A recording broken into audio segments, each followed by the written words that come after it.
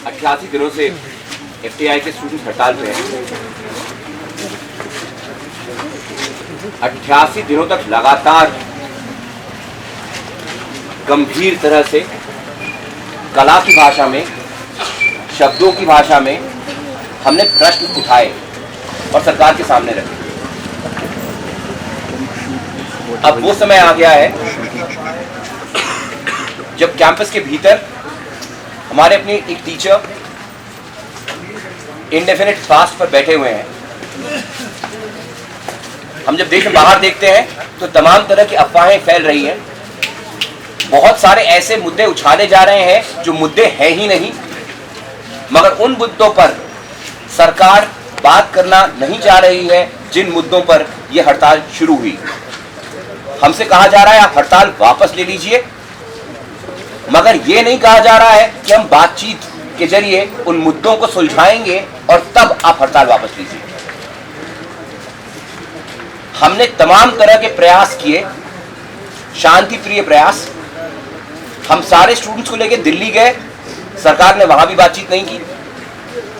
तो आज वो समय आ गया है जब आप ये जान जाएं कि जब सरकार एक कमेटी हमारे कैंपस में भेजती है हमसे बात करने के लिए और हम पारदर्शी तरीके से उनसे बात करते हैं, तमाम तथ्य उनके सामने रखते हैं, तो ये हमारी अपेक्षा है, उम्मीद है सरकार से कि उसकी जो रिपोर्ट है वो निकलकर सामने आए।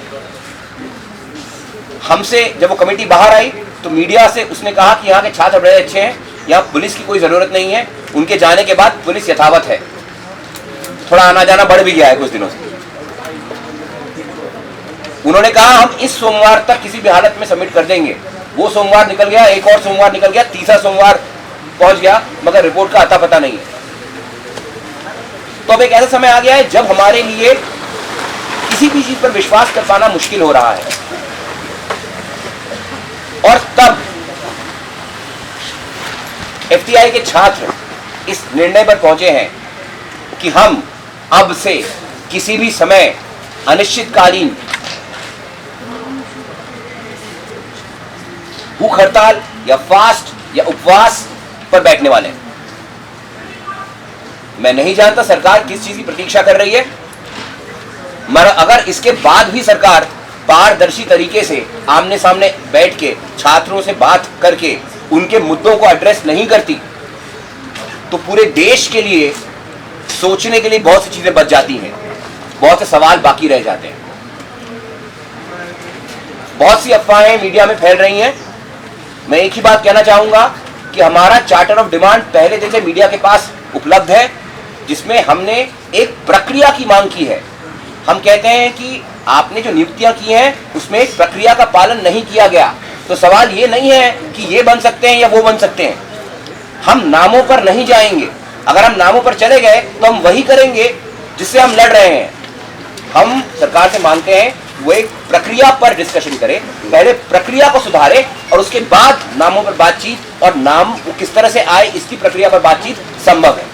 रही बात, अब आपने अभी एक चेतावनी दी है गवर्नमेंट को, अगर हल नहीं निकलता है तो हम अंदर स्ट्राइक के लिए बैठेंगे।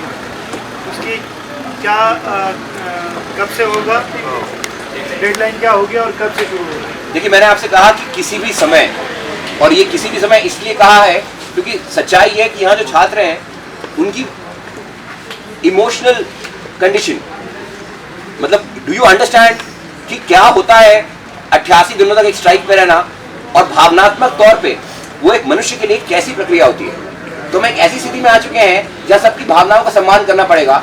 भावनाएं नियम नहीं मानती, हमें देखना पड़ेगा कि चीज़ें कैसे शेप ले रही हैं, और फिर जैसे जैसे वो चीज़ें आगे बढ़ती जाएंगी हमें कदम उठाने पड़ेंगे। ये बताना ज़रूरी है, ये किसी भी समय हो सकता है और मैं उसी पर कायम हूँ।